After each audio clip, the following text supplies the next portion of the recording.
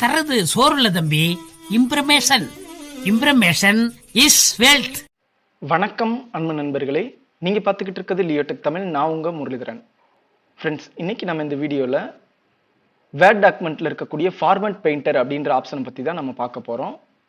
இந்த வீடியோ உங்களுக்கு ரொம்பவே பயனுள்ளதாக இருக்கும், அதனால் கடைசி வரைக்கும் ஸ்கிப் பண்ணாமல் பாருங்கள். Friends, Microsoft word, Microsoft Excel, Microsoft power point, இந்த மாதிரி மைக்ரோசாஃப்ட் டாக்குமெண்ட்ஸ் எல்லாத்துலேயுமே பார்த்தீங்கன்னா ஃபார்மட் பெயிண்டர் அப்படின்ற ஒரு ஆப்ஷன் கொடுத்துருப்பாங்க. இந்த ஆப்ஷன் எதுக்காக அப்படின்றது உங்களை நிறைய பேருக்கு தெரிஞ்சிருக்கும், ஒரு சிலருக்கு தெரிஞ்சிருக்காது. இந்த ஃபார்மட் பெயிண்டர் அப்படின்றது என்னன்னா, ஒரு இடத்துல இருக்கக்கூடிய ஃபார்மேட்டை வேற ஒரு இடத்துக்கு அப்படியே காப்பி பண்ணி அப்ளை பண்ணுறது தான் இந்த ஃபார்மட் பெயிண்டருடைய வேலை. ஓகே ஃப்ரெண்ட்ஸ், இந்த ஃபார்மட் பெயிண்டர் அப்படின்ற இந்த ஆப்ஷன் நான் உங்களுக்கு யூஸ் பண்ணி காட்டுறேன் பாருங்க. இந்த இடத்துல பார்த்தீங்கன்னா ஏரியல் அப்படின்ற ஃபாண்ட்ல இருக்குது, போல்டு எதுவுமே இல்லை. இந்த இடத்துல பார்த்தீங்கன்னா உங்களுக்கு டிஐயு மருதம் அப்படின்ற ஃபாண்ட்ல இருக்குது, போல்டில் இருக்குது. கலர் வந்துட்டு பார்த்தீங்கன்னா கிரீன் கலர்ல இருக்குது. ஸோ இதே ஃபார்மேட் வந்துட்டு எனக்கு இந்த இடத்துல அப்ளை ஆகணும் அப்படின்னு நினைச்சேன்னா, ஜஸ்ட் நீங்கள் இந்த இடத்துல கிளிக் பண்ணிட்டு ஃபார்மட் பெயிண்டர் அப்படின்ற அந்த ஆப்ஷனில் ஒரே ஒரு சிங்கிள் கிளிக் மட்டும் பண்ணிட்டு நீங்கள் எந்த இடத்துல போயிட்டு நீங்கள் அப்ளை பண்ணுமோ அந்த இடத்துல கொண்டு போய் கர்சரை வச்சிங்கன்னா உங்களுக்கு இந்த மாதிரி ஒரு பெயிண்ட் சிம்பிள் மாதிரி காட்டும். ஜஸ்ட் நீங்கள் இந்த டெக்ஸ்ட்டை மட்டும் செலக்ட் பண்ணிங்கன்னா உங்களுக்கு அந்த மாதிரி உங்களுக்கு மாறிடும். இப்போ பார்த்தீங்கன்னா உங்களுக்கு டிஐ மருதம் ஃபாண்ட்டுக்கு வந்துருச்சு, போல்டு வந்துருச்சு, கிரீன் கலர் வந்துருச்சு, எல்லாமே வந்துருச்சு. ஹெட்டிங்ல என்னென்ன ஃபார்மேட்டிங் இருந்துச்சோ அது எல்லாமே உங்களுக்கு இந்த ஃபார்மட் பெயிண்டர் அப்படின்ற இந்த டெக்ஸ்ட்ல அப்ளை ஆயிருச்சு. ஓகே ஃப்ரெண்ட்ஸ், அடுத்தது பார்த்தீங்கன்னா உங்களுக்கு இந்த இடத்துல பார்த்தீங்கன்னா டைம்ஸ் நியூ ரோமன் அப்படின்ற டெக்ஸ்ட் இருக்குது. இந்த இடத்துல போல்டு இருக்குது, இந்த இடத்துல போல்டு இல்லாமல் இருக்குது. இங்கே வந்துட்டு பார்த்தீங்கன்னா ஏரியல் அப்படின்னு இருக்குது. அதே மாதிரி இந்த இடத்துல பார்த்தீங்கன்னா உங்களுக்கு ஜஸ்டிஃபை அலைன்மெண்ட் இருக்குது. இந்த இடத்துல வந்துட்டு லெஃப்ட் அலைன்மெண்ட் இருக்குது, இங்கே லெஃப்ட் அலைன்மெண்ட் இருக்குது, இங்கேயும் லெஃப்ட் அலைன்மெண்ட் இருக்குது, ரெட் கலர்ல டெக்ஸ்ட் இருக்குது. ஸோ ஒரே யூனிஃபார்மாக மாற்றுறதுக்கு இந்த பேராகிராஃபை நான் ஃபஸ்ட்டு செலக்ட் பண்ணிக்கிறேன். செலக்ட் பண்ணிவிட்டு ஃபார்மட் பெயிண்டர் அப்படின்றத கிளிக் பண்ணிக்கிறேன்.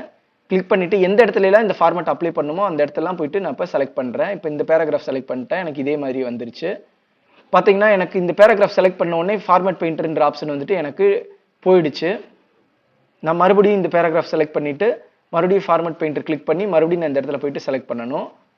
ஸோ இந்த மாதிரி வேண்டாம், நான் ஒரு தடவை செலக்ட் பண்ணிட்டு நான் எந்தெந்த இடத்துலலாம் தேவையோ அந்த இடத்துல அப்ளை பண்ணணும் அப்படின்னு நினச்சிங்கன்னா ஜஸ்ட் நீங்கள் இந்த இடத்துல செலக்ட் பண்ணிட்டு ஒரே ஒரு சிங்கிள் கிளிக் பண்ணாமல் டபுள் கிளிக் பண்ணணும்.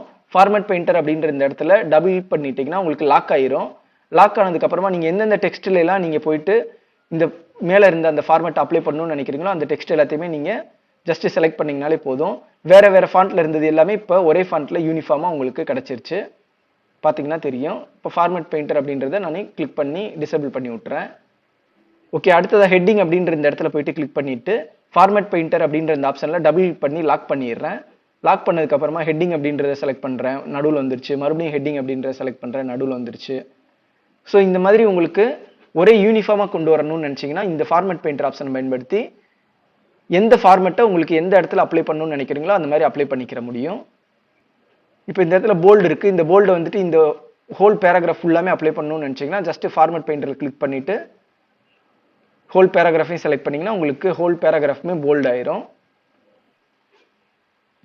ஓகே ஃப்ரெண்ட்ஸ், அடுத்த நம்ம ஒரு டேபிளை வந்துட்டு எக்ஸாம்பிளாக நான் உங்களுக்கு காட்டுறேன். இந்த டேபிளில் பார்த்தீங்கன்னா இந்த டெக்ஸ்ட் எல்லாமே லெஃப்ட் அலைன்மெண்ட்டில் இருக்குது, இது ஃபுல்லாக ரைட் அலைன்மெண்ட் இருக்குது, இது எல்லாமே சென்டர் அலைன்மெண்ட் இருக்குது. இந்த இடத்துல பார்த்தீங்கன்னா போல்டு இருக்குது, மிச்சம் எதுவுமே போல்டு இல்லாமல் இருக்குது. ஸோ ஒரே யூனிஃபார்மாக இல்லை, ஒரே யூனிஃபார்மாக கொண்டு வரதுக்கு நான் என்ன பண்ணுறேன்னா இந்த இடத்துல கிளிக் பண்ணிவிட்டு இந்த இதுக்கு என்ன ஃபார்மேட் இருக்கோ அதே ஃபார்மேட்டை நான் மிச்சம் எல்லா செல்லுக்கு அப்ளை பண்ணுறேன். அதனால் நான் இந்த இடத்துல கிளிக் பண்ணிவிட்டு ஃபார்மேட் பெயிண்டர் அப்படின்ற அந்த ஆப்ஷனை கிளிக் பண்ணிட்டு இந்த செல் எல்லாத்தையுமே நான் செலக்ட் பண்ணுறேன். இப்போ எல்லாமே பார்த்தீங்கன்னா சென்டராக வந்துருச்சு. ஒரு சில நேரங்களில் வந்துட்டு உங்களுக்கு இந்த மாதிரி கூட இருக்கும். இந்த மாதிரி இருந்தது அப்படின்னா, அதாவது ஒரு சில எழுத்துக்கள் எல்லாமே சென்டராகவும் ஒரு சில எழுத்துக்கள் கீழேயும் இந்த மாதிரிலாம் இருந்ததுன்னா இது வந்துட்டு நீங்கள் ஃபார்மட் பெயிண்டர் யூஸ் பண்ணி பண்ண முடியாது. அந்த மாதிரி நேரத்தில் லேஅவுட் அப்படின்ற இந்த இடத்துல போயிட்டு சென்டர் லேஅவுட் கிளிக் பண்ணிங்கன்னா உங்களுக்கு சென்டராக கிடச்சிரும். இந்த மாதிரி ஃபார்மட் பெயிண்டர் பயன்படுத்தி நீங்கள் ஒரு இடத்துல இருக்கக்கூடிய ஃபார்மேட்டை நீங்கள் வேறு இடத்துல வந்துட்டு ஈஸியாக அப்ளை பண்ண முடியும். ஸோ இதுக்காக தான் இந்த ஃபார்மட் பெயிண்டர் அப்படின்ற இந்த ஆப்ஷன் கொடுத்துருக்காங்க. இதே இப்போ நான் எக்ஸல் டாக்குமெண்ட்டில் உங்களுக்கு காட்டுறேன். இந்த எக்ஸல் டாக்குமெண்ட்டில் ஒரு ரோ பார்த்தீங்கன்னா க்ரீன் கலரில் இருக்குது, இன்னொரு ரோ பார்த்தீங்கன்னா ரோவுடைய ஹைட் வந்துட்டு உங்களுக்கு அதிகமாக இருக்குது, இன்னொரு ரோவில் வந்துட்டு ஹைட் கம்மியாக இருக்குது, இன்னொரு ரோவில் வந்துட்டு பார்டர் எதுவுமே இல்லாமல் இருக்குது. இந்த மாதிரி ஒரு யூனிஃபார்மே இல்லாமல் இருக்குது.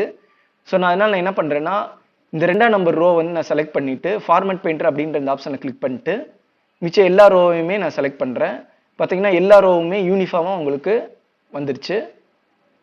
இந்த ரெண்டாவது ரோல என்ன ஃபார்மேட் இருந்துச்சோ அந்த ஃபார்மேட்டை வந்துட்டு மிச்ச எல்லா ரோலையும் நான் அப்ளை பண்ணியிருக்கேன். ரொம்ப சிம்பிள் தான். மறுபடியும் நான் பண்ணி காட்டுறேன்.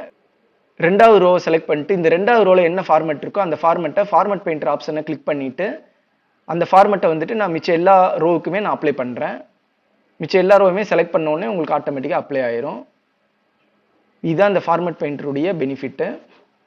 நீங்களும் பயன்படுத்தி பாருங்க. உங்களுக்கு இந்த வீடியோ பிடிச்சிருந்ததுன்னா மறக்காம இந்த வீடியோக்கு லைக் பண்ணுங்க, உங்க ஃப்ரெண்ட்ஸுக்கும் ஷேர் பண்ணுங்க. Thank you so much.